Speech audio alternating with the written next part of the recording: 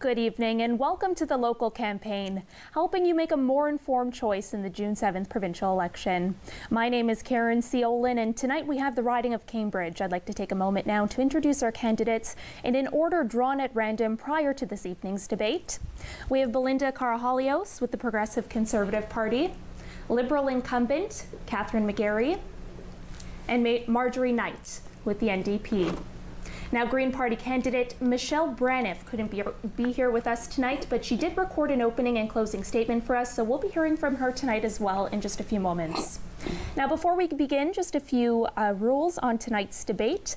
Questions will be provided by myself, as well as my in-studio panelists. I'm joined by Greg DeRocher, President and CEO of the Cambridge Chamber of Commerce. Good evening, Greg. Thank you. Now, candidates will be given 1 minute each to respond to questions. They'll also be provided with 30 seconds, a 30-second rebuttal rather, if they are mentioned in the response of another candidate's answer. Now, I will give each candidate 1 minute to make their opening statements. This will be done again in order drawn at random prior to this evening's debate. We'll start with Belinda Carahalios. My name is Belinda Carahalios. I am the PC candidate for Cambridge. My husband, Jim Carahalios, and I live in Cambridge with our son, Victor. For the last 2 years, I've been a stay-at-home mom. Prior to that, I worked in the healthcare sector. Started my career working for a pharmaceutical company, doing sales. Then I moved on to medical education and communications. My last stop before becoming a mom was working for a healthcare charity, doing fundraising, and then moving over to public programs and public policy, where I did patient advocacy and patient support. That job in particular was very rewarding in that I was able to see both sides of the spectrum, patients and frontline healthcare workers. I believe that Ontario needs change and Ontario families need help, and that's why I'm running in this election. If elected, a PC government will bring jobs back to Ontario, reduce hydro rates, and end hallway healthcare. Thank you, Belinda. Now we'll move on to Catherine McGarry. Catherine, you'll be given 1 minute. Thank you. I'm Catherine McGarry, the Liberal candidate in the upcoming election. Over 30 years ago, my husband and I relocated our family to the beautiful riding of Cambridge. At the time, we were caring for our eldest, who had severe lung issues and was hospitalized for much of 4 years. In between the times he was out, we were burdened with crushing medication costs, and we couldn't take him out very far because there was smoking in public places. As a longtime nurse and a community nurse, I vowed to make a difference in the future. For the last 4 years, as I've been elected the MPP for Cambridge, it's been my privilege to serve, and I've made a difference. I've advocated for and delivered on bringing an almost completed hospital expansion to the city of Cambridge. Last fall, we delivered on a budget that brings free medication to all those under 25, so no further family has to deal with the crushing medication costs that we did. Thank you. Thank you, Catherine. And now on to Marjorie Knight with the NDP. Marjorie. I'm Marjorie Knight, and I'm thrilled to be a part of Andrea Horwath's team, working to bring change for the better to Cambridge. I've been living in Cambridge since 2001. This is where I raised my twin daughters. My life in Cambridge has been a journey. There was a time when I had a wonderful job with an HVAC company, but it ended. They moved much of their work offshore, and we were made redundant. From there, I had to try to make ends meet with minimum wage jobs, and this was a real struggle. And for a time, I even found myself homeless.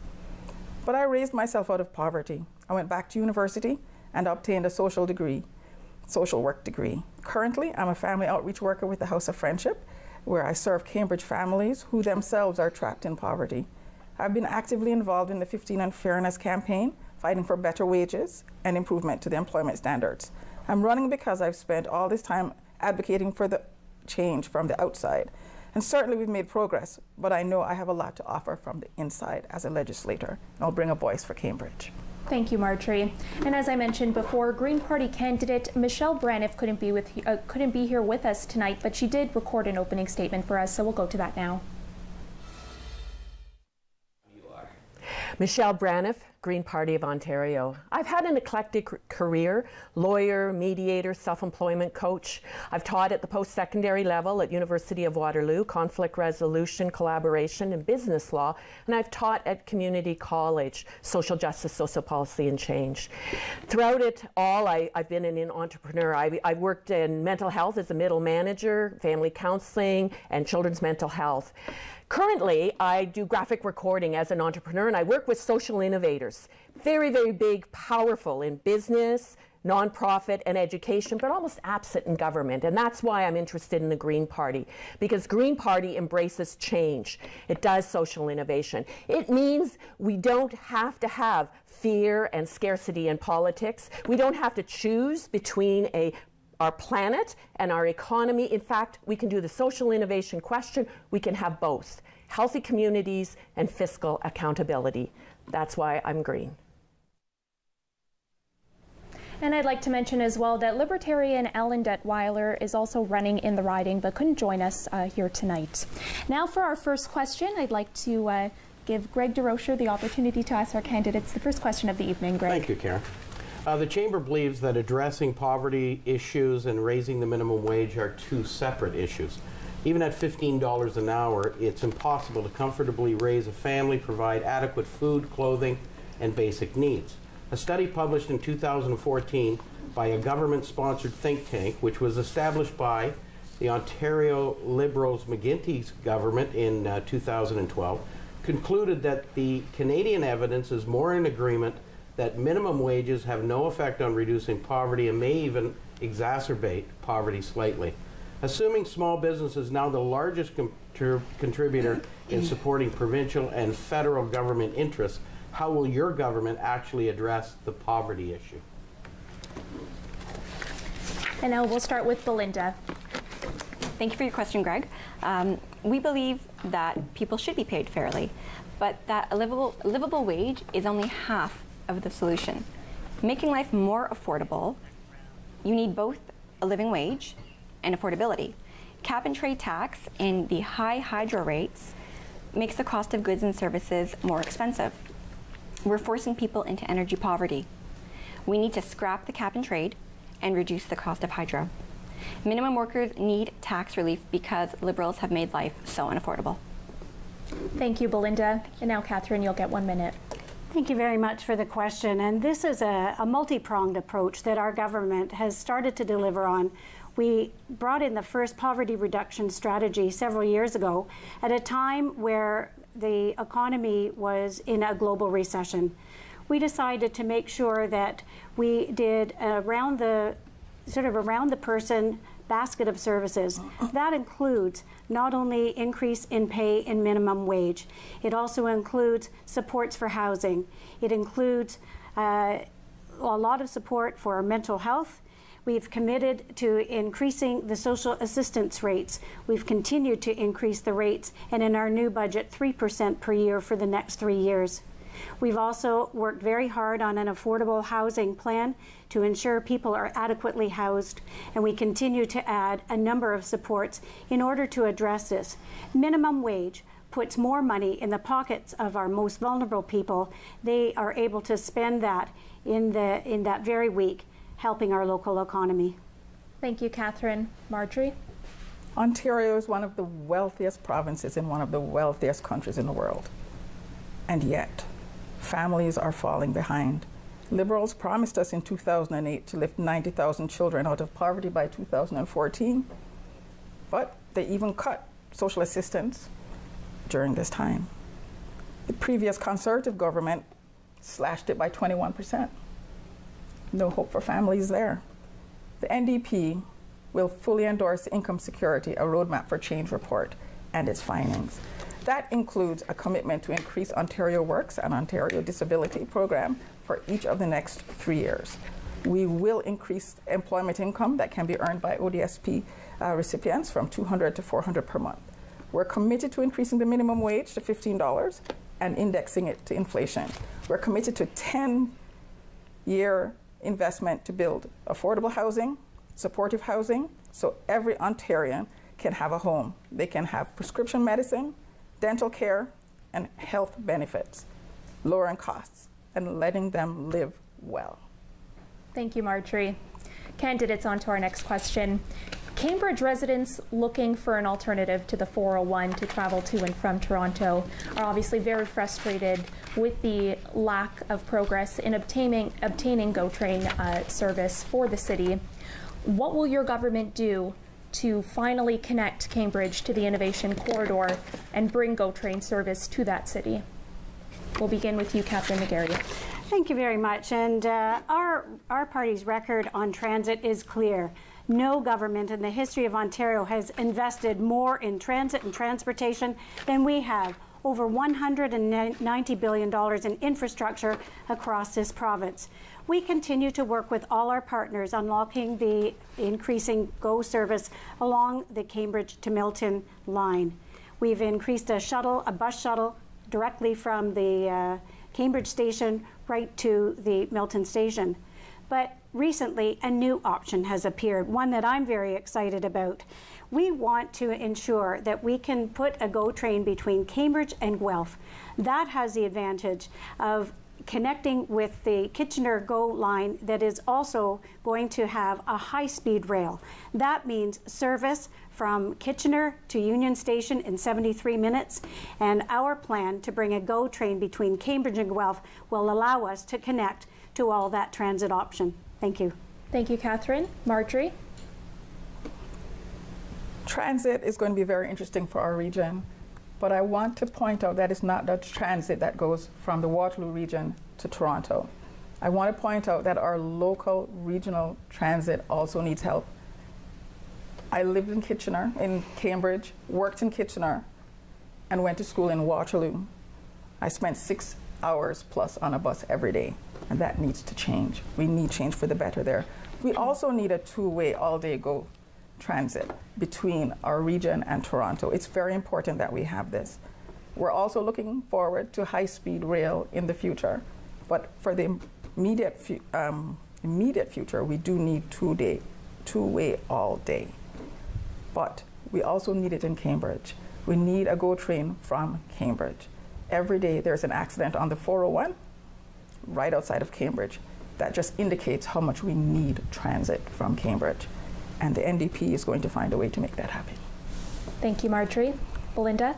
I know we have a lot of residents in Cambridge who commute to Toronto and the surrounding areas every day. I was one of those people. It took me an hour and a half to 2 hours to get to work in the morning and 1.5 to 2 hours to get home in the evening. We're stuck in gridlock, and we're wasting time on the roads when we should be spending time at home with our loved ones. And it's a shame that the Liberals, after 15 years, are only looking at doing a feasibility study now, right before an election. I do look forward to seeing the results of it, but we do know that there was $3.3 billion that was allotted for infrastructure projects, and it wasn't spent that way. So the PC government will bring real change. Thank you, Belinda. For our next question, we'll go to Greg DeRocha with the Chamber. Thanks. Each of you have a hydro plan. Not only are hydro costs a serious concern of every homeowner and renter, but it consumes too much overhead in business and hinders business growth and job creation. Everyone seems to be talking about reducing rates, but is that like the current government's Fair Hydro Plan, borrow money to reduce hydro rates now, but pay it back with interest later? Who has the magic plan to fix hydro, make our rates competitive, to attract business back to Ontario? And we'll start with you, Marjorie Knight. Thank you. We're seeing hydro priced like a luxury item in our province. Rates have soared by 300%. Under the Wynne government, rates rose from the lowest in Canada to the highest. The NDP has a plan for this. Our plan begins with our lowering hydro rates by 30%, and we will bring Hydro One back into public hands. We will renegotiate or cancel long-term contracts that force families to pay more, and we will take the HST off of hydro bills. We will cancel time of use charges, delivery charges will be unified, and it is unfair to make profit on the backs of people when it's an essential service and not a luxury service. We intend to treat it as the essential service that it is. Thank you, Marjorie. We'll move on to you, Catherine McGarry. Thank you very much. And We understand that we inherited a dirty, inefficient system that needed to be rebuilt. We had to place $70 billion worth of investment to rebuild it across the Ontario in order to clean up their air, as well as ensure that we had clean, reliable manufacturers were asking for energy. So with the elimination of coal, which we promised in 2014, we have now cleaned up our air. We've had no more smog days, and we've saved $4.5 billion on healthcare costs due to cleaner air. We know that we've been hearing that we put the burden of the cost of the rebuild of our energy system on one generation. So we brought in the Fair Hydro Plan. We've made energy bills 25% lower on average for families, small businesses and farms, and low-income families and those in rural and remote areas are seeing decreases as high as 40 to 50%. Those figures don't include saving from our Ontario Electricity Support Program. Thank you, Catherine. Belinda Carhalios. Since 2003, under the Liberals, we have seen our hydro bills triple. We have one of the highest hydro rates in Canada. People are choosing whether they need to heat their homes or eat. You look at your hydro bill, and half of it is based on your usage. And the other half are costs that have nothing to do with the electricity that you've consumed. Hydro One's part-time board of directors just recently gave themselves a $25,000 raise, and the Liberal government abstained from voting these raises down. A PC government will fire the board of directors under the power we hold under our agreement with Hydro One. We're going to direct the Energy Board to get Hydro One in line, use our power as the largest single shareholder of Hydro. We currently own 47% of Hydro One, and nearly all of their customers are angry with their service. Thank you, Catherine. I'll award you a 30-second rebuttal. Thank you very much. As the largest single shareholder in Hydro One, the Government of Ontario receives hundreds of millions of dollars in dividends each and every year. The money is used to build new hospitals, new schools, and transit. And as the company's largest shareholder, when we learned of the large pay raises, we put the board on notice that we were not happy. We wouldn't vote to support the changes. Because of our action, the increases are not going forward, and the board has agreed to put the entire pay package up for an independent review. In short, we used our position as the largest shareholder to effect change, exactly why we maintained our majority shareholder status. Thank you, candidates. On to our next question. Many Ontarians are at risk of losing thousands of dollars in rebates if the province's current cap-and-trade program is axed. Will your government honor these commitments, and how? We'll begin with Belinda Carhalios. Belinda. Cap and trade. So cap and trade is essentially, it's a tax grab. It's added 4.3 cents per liter of gasoline. It's added additional taxes onto kind of everything we've consumed, really, because we need fossil fuels for the manufacturing and getting these products out. So we're seeing the cost of living gone up. You look at your grocery bill, for example, mine is up $40 a week. I'm a family of 3. Why is it up $40 a week? My hydro bills are up. Everything is more expensive. We need to scrap the cap and trade, and a PC government will do this. Thank you, Belinda. Catherine? Thank you very much.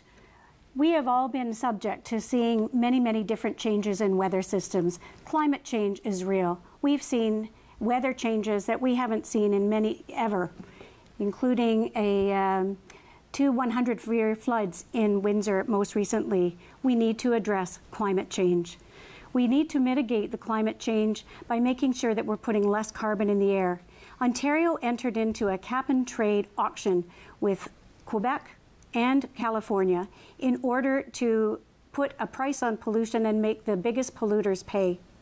We have benefited by $1.9 billion in annual revenue from this cap-and-trade system, which is going to pay for things like the Green On program, helping business owners, institutions, and our community to green up and make our homes and businesses more efficient. We need to continue to do what we can to ensure that we are addressing climate change for our future generations. Thank you, Catherine. Marjorie Knight. We are all concerned about climate change. We have 100-year floods every year now, and we wonder what will our children inherit and our grandchildren. So the Ontario Climate Change Action Plan has been negatively written about by both the federal and provincial auditor generals. The cap and trade spending has been very ineffective, and it has undermined public support for the climate change action. The NDP tried to get a change to the cap and trade system, to get it to be more transparent, to be more effective, and to be fair, but we were turned down.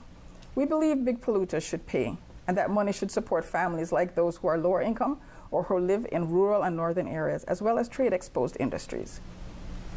We will make going green at home affordable for families. We want to move to a low-carbon future. We will reverse the sale of Hydro One so we can implement green energy policies cost-effectively instead of spending more public money in private pockets.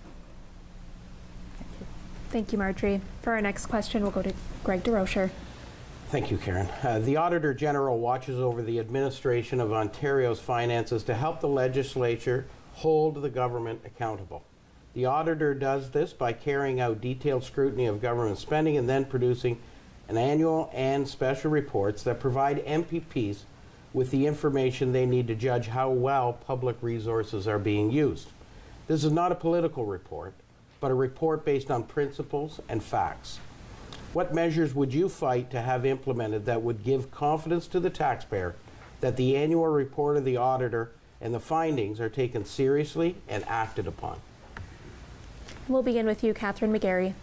Thank you very much. Ontario has led the G7 in economic growth for the past 3 years. We are one of the top 5 jurisdictions in North America for venture capital investments. The unemployment rate in our region has been at a 20-year low. Ontario is doing well. When it comes to transparency and making sure that our government is accountable, we lead the way. We brought in a Transparency Act shortly after the last election to ensure the Auditor General could look at the books before the next election so that each party could base their platforms on accurate information.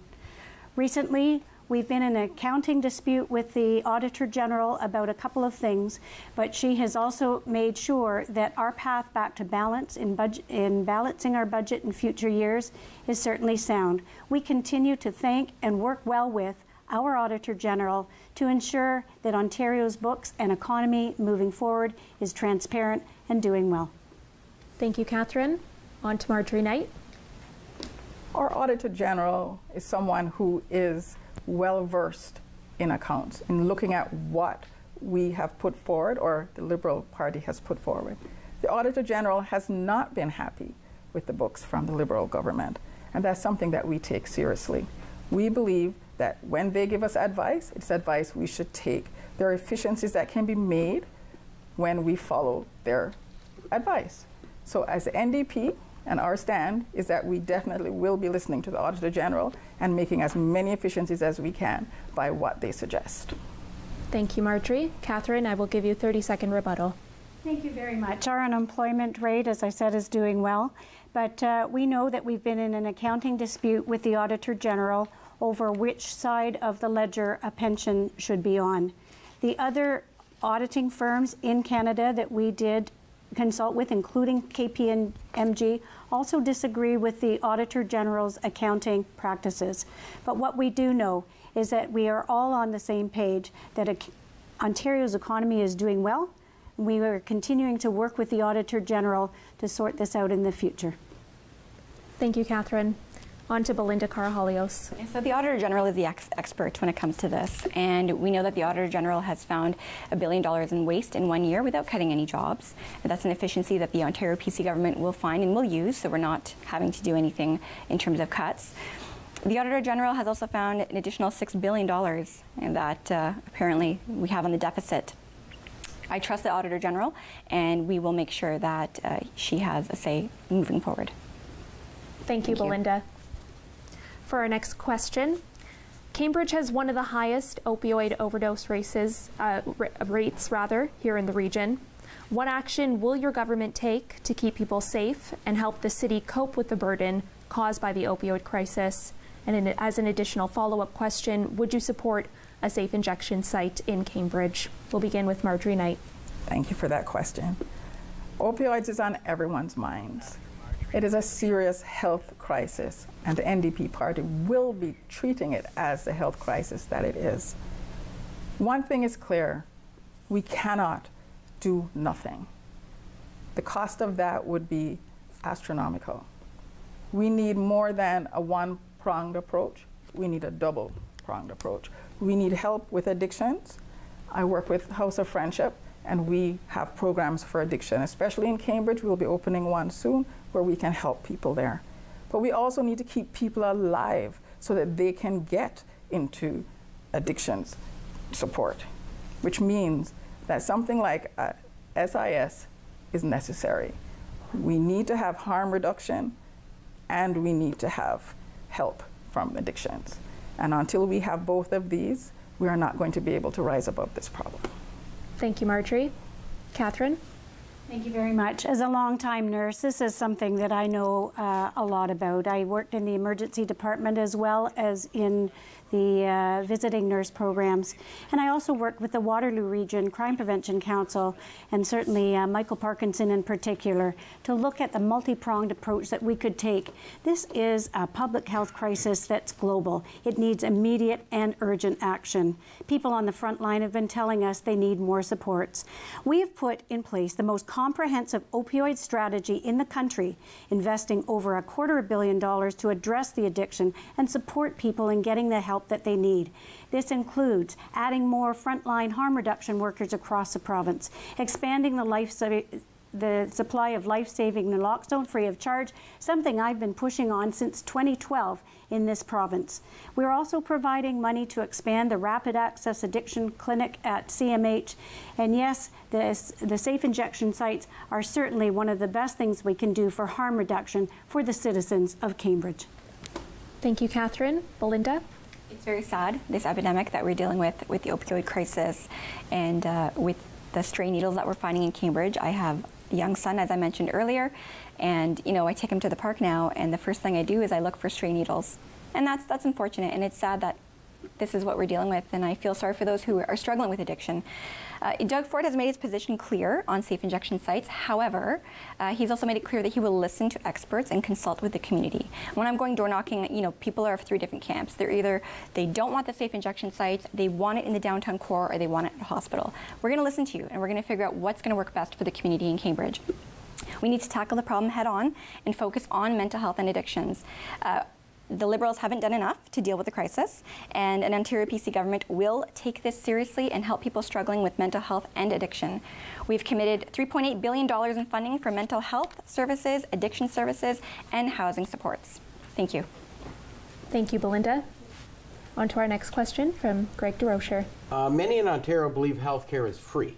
However, we all know that it's paid through our employer's health tax, meaning no individual pays, but their employer pays if their payroll is over $450,000.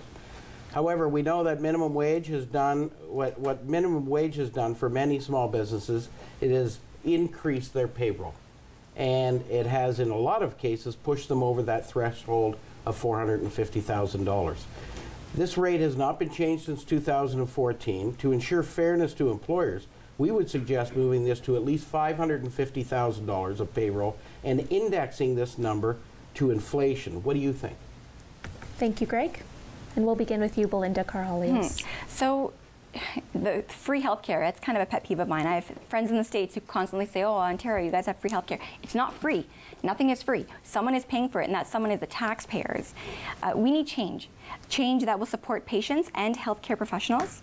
Right now, 800,000 Ontarians find themselves without a family doctor. We have wait times at Cambridge Memorial between 4 and 8 hours in the emergency room. We have shortages in primary care, and that is primarily because 50 medical residency positions were eliminated. We have $815 million cut from physician services in 2015 alone. A PC government will invest in 15,000 new long-term care beds in 5 years, 30,000 new beds over 10 years. We will listen to healthcare professionals, including nurses and doctors, and again invest that $3.8 billion in mental health. Thank you. Thank you, Belinda. Catherine? Thank you very much. When we took office in 2003, we were told by our constituents in Ontario and here in Cambridge that we needed to fix healthcare. We had had years of underfunding. We lost 20,000 beds in the province, 28 hospitals were closed, nurses and doctors were fired, and we were facing severe shortages. We stepped forward and continued to make historic investments in healthcare, and that did include some of the businesses picking up some of the costs so we could replace the nurses, we could replace the physicians, and we can have building in healthcare. In order to support our small businesses and our businesses, we continue to provide things such as cutting red tape through our burden reduction bill.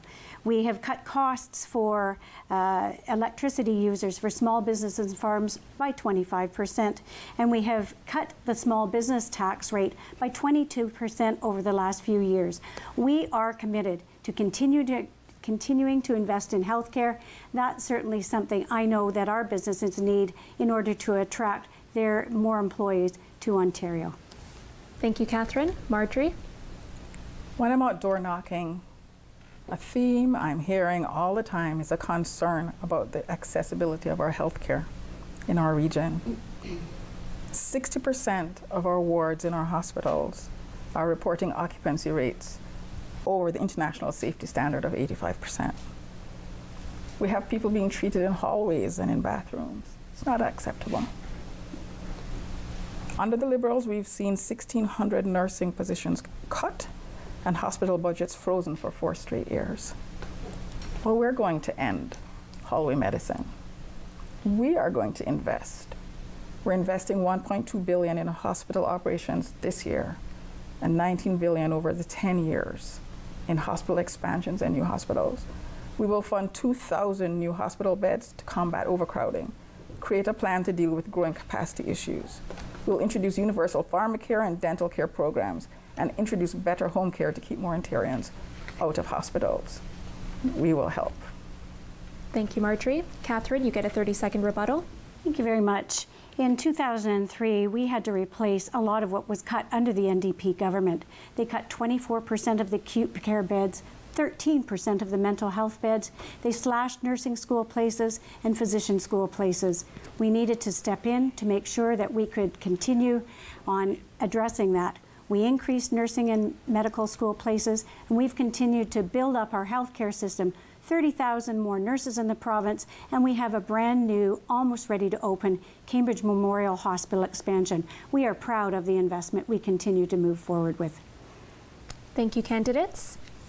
For our next question, manufacturing, one of the largest industries in Cambridge. How will your government support the continued growth of manufacturing companies in the city? We begin with you, Catherine. Thank you very much. I'm really proud of the manufacturing sector that we have in Cambridge. We have increased the advanced manufacturing sector by almost 4% in the last 2 to 3 years.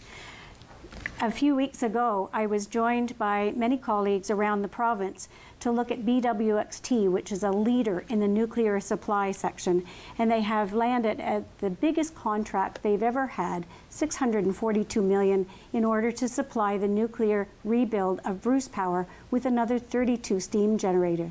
This means adding thousands of jobs to the nuclear sector and hundreds of jobs right here in Cambridge. We've become a manufacturing hub and a center of excellence to supply the nuclear industry. We also have the Southwestern Ontario Development Fund. We are the only party that voted for it. They have invested, our government's invested $80 million right here in Cambridge. Cambridge companies like Cambridge Brass, Unilock, and Bendall have added not only to their own companies, but hundreds of employees right here in Cambridge. Thank you. Marjorie? Manufacturing jobs built Ontario's middle class. There were great jobs that you could raise families on. But these great jobs left our province. Over the last 15 years, we've had more than 300,000 manufacturing jobs leaving this province. The NDP has a plan. We are committed to making Ontario the premier destination in North America for the next generation of auto investment and manufacturing. We're going to create a stream within the Jobs and Prosperity Fund to support manufacturing research and development. We will lower hydro bill by 30%, which will help all manufacturing businesses. We will create a single window for showcasing opportunities for automotive and manufacturing investment in Ontario. This is our plan to bring manufacturing back to Ontario. Thank you, Marjorie. On to you, Belinda. So you talk about increases, but really, under the Liberal government, Ontario has lost more than 300,000 manufacturing jobs. Between skyrocketing hydro rates, cap and trade, and strangling red tape, Ontario is no longer the economic engine it once was. There's no secret to creating good jobs in Ontario. It starts with lower taxes, cutting red tape, and reducing hydro bills for everyone. We need to attract businesses to Ontario, not drive them away like the Wynne Liberals have done. And Ontario PC government will start by lowering corporate taxes from 11.5% to 10.5%. Thank you. Thank you, candidates. On to our next question from Greg DeRocher. Excuse me. Sorry. So for the rebuttals, it is if you are mentioned by name specifically. This question is going to be, we've talked a lot through this election, and one of the core things that a lot of people are talking about are the debt and the deficit. And that seems to be something that's on everyone's mind. Whether it's important or not, we can always have that debate. However, this question might be hard for you to answer. But I would like to hear your opinion on what you would like to believe would happen under your party's leadership. What will the total debt of the province and the annual budget deficit or surplus be at the end of the next 4 years? Thank you, Greg. We'll begin with you, Marjorie. Taxation, it is not a dirty word. We turn on the water, it's our taxes. We drive on the roads, it's our taxes. We need taxes to make this province run. Our plan is fully costed and online for everyone in Ontario to see, and I encourage everyone to take the time to look at this platform. Yes, those who earn $220,000 or more will be asked to pay a little more. Our larger corporations, they will be asked to pay a little more. Those who can buy luxury cars that cost $90,000, they will be asked to pay a little more. At the end of our 5 years, we expect to have a $1.2 billion deficit. We know we will be carrying a deficit for 5 years, but we need that in order to invest in people in this province, and so we will. Thank you, Marjorie. Belinda? So with the deficit, we actually don't know how bad it is, right? The Auditor General just found out that it's actually $12 billion, not $6 billion. So we need to get in there and we need to go line by line and figure out what it exactly is before we can predict properly, how quickly we can lower this and to what degree we can lower it. So it is hard to say. Now, tax increases, I don't think tax increases are helping anybody. There are a lot of efficiencies that we can find. I mean, again, the Auditor General found $1 billion a year in waste alone, and this is without recommending a single layoff. Examples of waste, so where we can find money, there was $8 billion wasted on e-health. There was $1.1 billion canceling gas plans, $2 billion on smart meters that some of them don't even work. So there is a lot of waste, and we will find efficiencies, and that's the first step we're going to take to putting towards fixing this mess that is our budget, our deficit, pardon me. Thank you. Thank you, Belinda. Catherine? Thank you. Since the early 1970s, Ontario's budget has only been balanced 8 times by any party, 3 times by the PCs, and 5 times under our Liberal government. This year, we had a path to balance, which we achieved. This past year, we achieved balance with a $600 million deficit surplus. I know that our debt to GDP is less than 1% of the GDP, and we have a path to balance for the next time. We have moved forward, listening to Ontarians that wanted more investment in healthcare, in mental health care, in infrastructure and transit options, and we've responded to that. For the next 6 years, we have gone into deficit with a path back to balance that the Auditor General believes in. I know that helping over 40,000 people right here in Cambridge with free prescription medication is important to our citizens. Investing in our seniors with free medication for them next year, including paving roads, bridges, expanded highways, new hospitals and schools, is very important that we provide the services to people from Cambridge. Thank you, Catherine. For our next question, many cities across Ontario are facing a social housing crisis. with the demand for affordable rental housing outgrowing supply. How will you make this riding part of the solution? We begin with you, Catherine. Thank you very much. And I know that having a place to call home is one of the most important things we can do. As a longtime community nurse, we were unable to provide services to people that weren't housed appropriately. This is a huge issue for myself, and one that our government has tackled head on.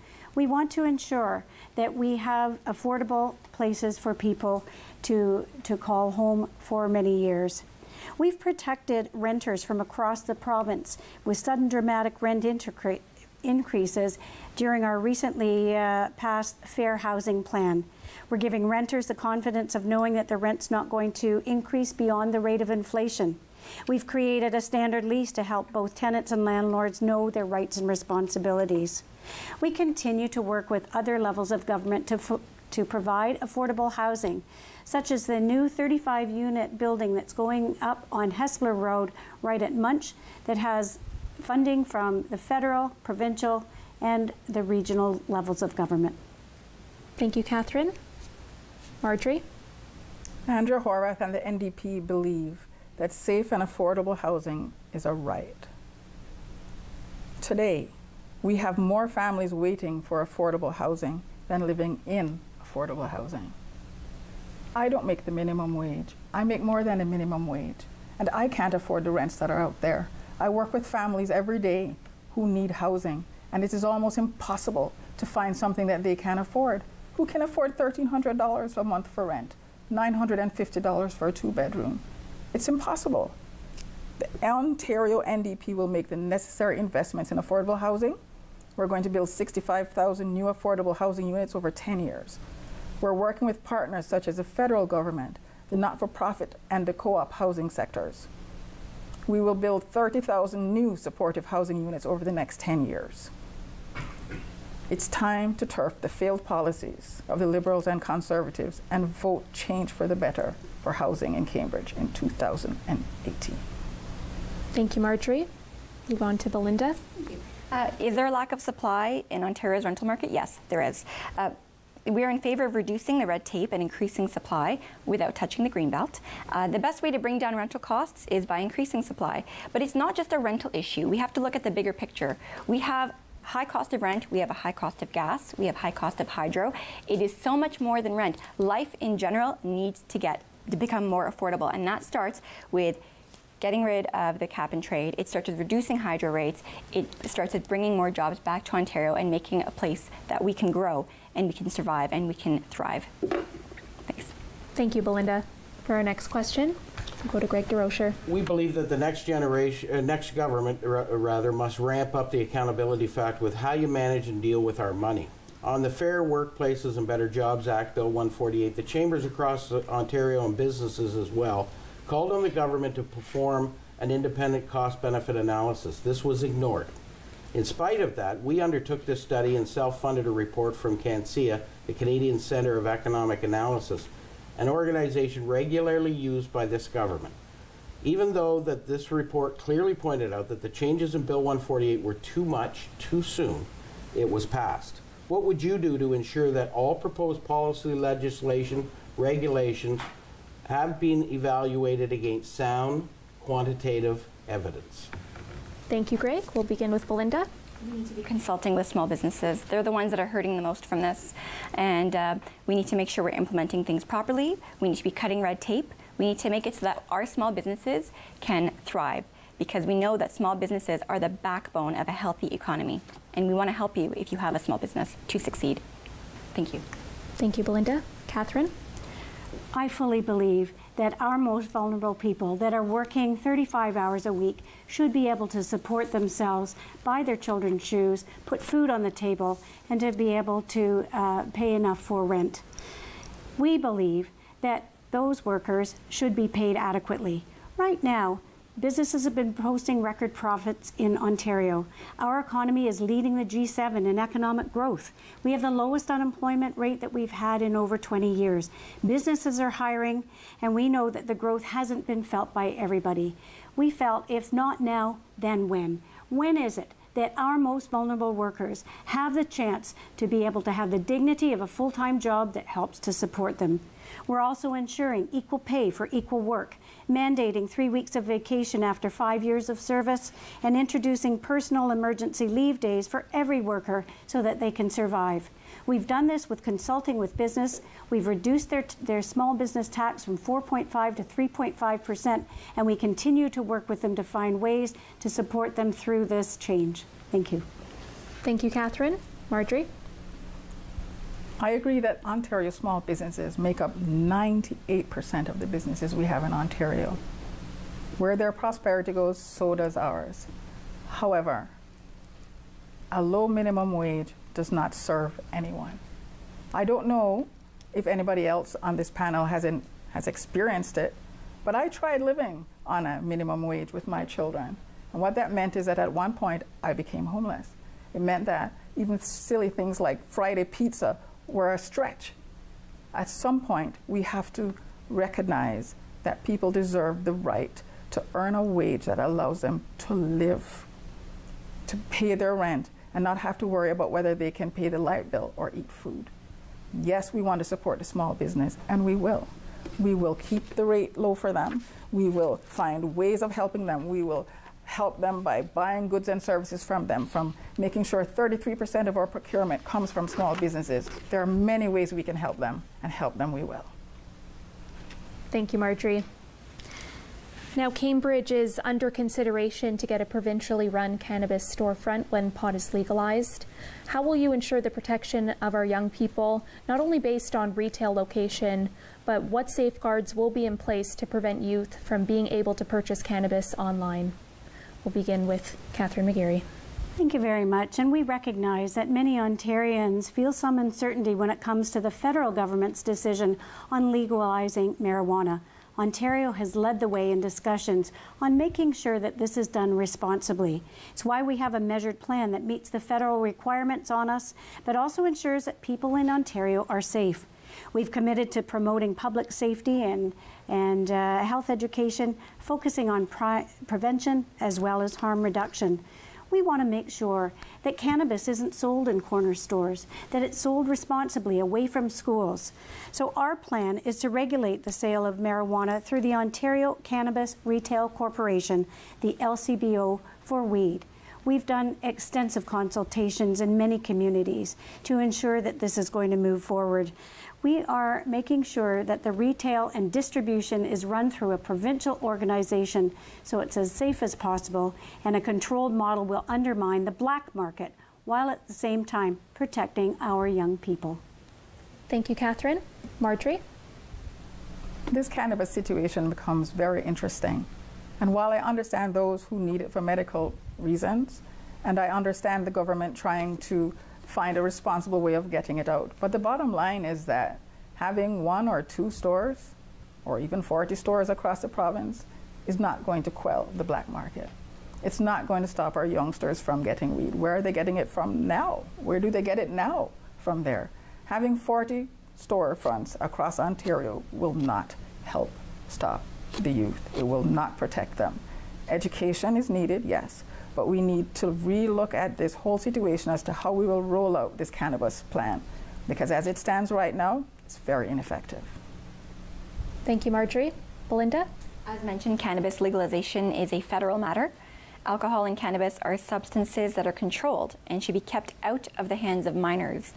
We need to take extreme caution when taking steps that would make these substances more readily available to ensure that they're kept out of the hands of minors. And we will make sure that we take the appropriate steps to do so.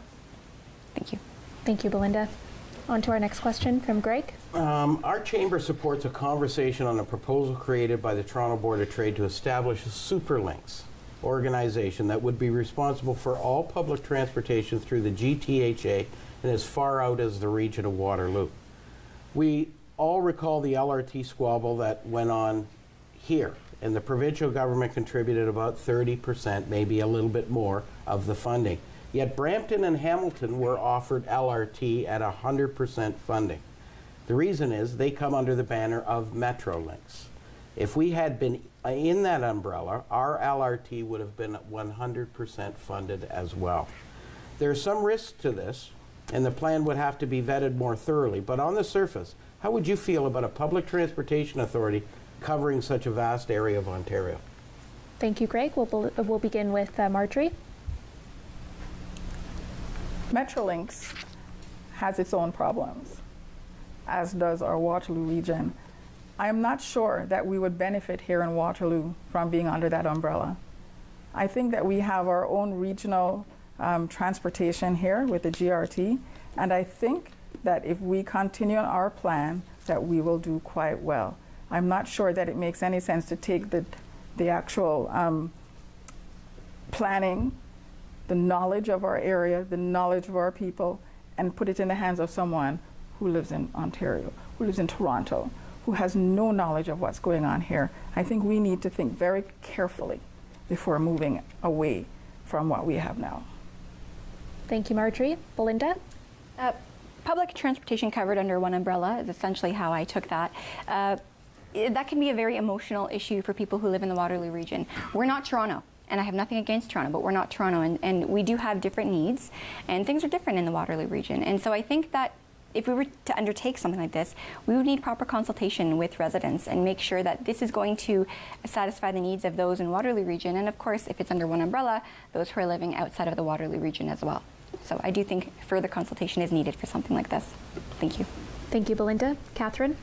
No government in history has provided more in transit funding than the Ontario Liberal government. Metrolinx has a certain planning area, and they work very well with the regional municipalities outside their overall planning district, such as Waterloo Region.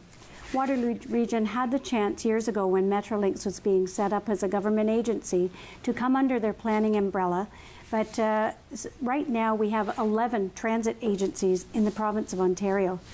Transit is extremely important for commuters. It's extremely valuable and important for businesses to grow right here in Waterloo Region. Our government is stepping forward with fare integration and trying to make a seamless trip for commuters. Right now, if you hop on the GO bus right here in Cambridge and get out and get onto the TTC, that fare is reduced by half. We will continue to make sure that we build out the largest transit build in the province of Ontario in the next several years, working with all of our partners and our municipalities on an enhanced regional transportation plan. Thank you so much, candidates. This concludes our question and answer portion of the debate.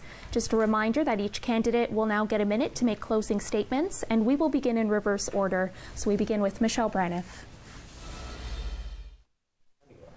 I'm so grateful for having a chance to speak and to tell you about the Green Party, where we're all about doing politics differently, people-powered change with social innovation. It's all about a triple bottom line, people, planet, profit, so that we have government in Ontario that creates conditions for people, community, and business to thrive. It means cutting red tape, and the Green Party has been very, very good at being evidence-informed. That's why I'm so passionate about it. Every place where I have expertise, I see the Green Party's vision has embraced the evidence that is out there. And we work with other people, we collaborate, and this is a time in politics today. It's not a time for circuses and arguing and debating at Queen's Park. It's a time for collaboration, for working together across party lines and looking for change to make this province ready for our children's children. And that was Michelle Braniff with the Green Party. Now Marjorie Knight with the NDP. I'm out knocking on doors and talking to the people of Cambridge every day, and it's clear the people want change. And there are a lot of people who are very concerned about where Doug Ford wants to take the province. We know he wants to make $6 billion in cuts. This means firing thousands of nurses and closing countless schools. It means more privatization and selling off of assets. This means making life harder for the people of Cambridge. On June the 7th, it doesn't have to be a choice between bad and worse. Andrea Horwath will improve services and make life more affordable. She will improve health care, increase affordable housing, and lower hydro rates. The best way to stop Doug Ford is to vote the NDP and get change for the better. Thank you, Marjorie. Catherine McGarry with the Liberal Party. Thank you very much. It's been my privilege to serve you for the last 4 years as your MPP. As a longtime nurse and someone that's raised a family right here in Cambridge, I have a lot of hope for the future in our wonderful city. I advocate for more care for families. That includes free prescription medications for under age 25 and all those seniors, and we're working hard on a national pharmacare program. This past fall, we sent 230,000 students, including 13,000 single moms, to university, and that cost was covered. We want to ensure transit options, housing options, and business supports to ensure that our families have what they need. Last week, I was disappointed to see that the PCs and the NDP said no to free drugs for seniors. They said no to increasing our hospital budgets, and they said no to high-speed rail. As your elected representation, I will continue to fight for Cambridge for all the things that I listed. Thank you. Thank you, Catherine. Belinda Carahalios, Progressive Conservative candidate. First, I'd like to thank Rogers TV for the opportunity to participate in this debate, and thank you to Catherine and Marjorie. It's been great debating with you today. On June 7th, you have a choice to make, and I hope you choose change. Not just a different color with the same trajectory of tax and spend, but real change. Change for a more responsible government, a government who will make life more affordable by bringing jobs back to Ontario, cutting hydro rates, which is the only thing we're going to be cutting. There is no mention of jobs. Getting rid of cap and trade and putting money back into your pockets. If you want positive change, vote for me, Belinda Carahalios, PC candidate for Cambridge. Thank you for your support. Thank you, Belinda. That is all the time we have for tonight. Again, I'd like to thank our candidates for joining us tonight. Belinda Carahalios with the Progressive Conservative Party, Liberal incumbent Catherine McGarry, and Marjorie Knight with the NDP. I'd also like to take a moment to thank our in-studio panelists, Greg DeRocher, President and CEO of the Cambridge Chamber of Commerce. Again, I would remind everyone to head to the polls on June 7th. You can watch the results live here on Rogers TV. We'll have joint coverage with 570 News. I'm Karen Ciolin. Thank you so much for joining us tonight. Good evening. Thank you.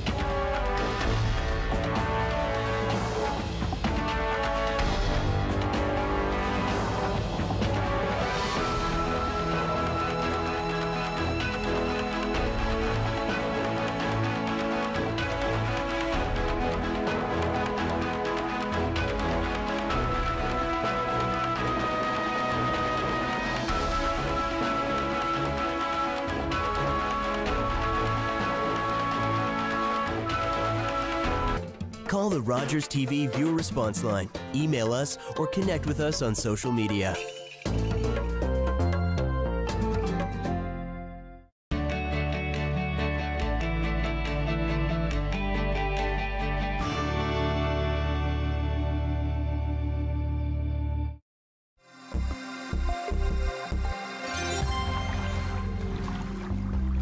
Safe channels for motorized boats, especially with deeper drafts, are generally marked with channel markers.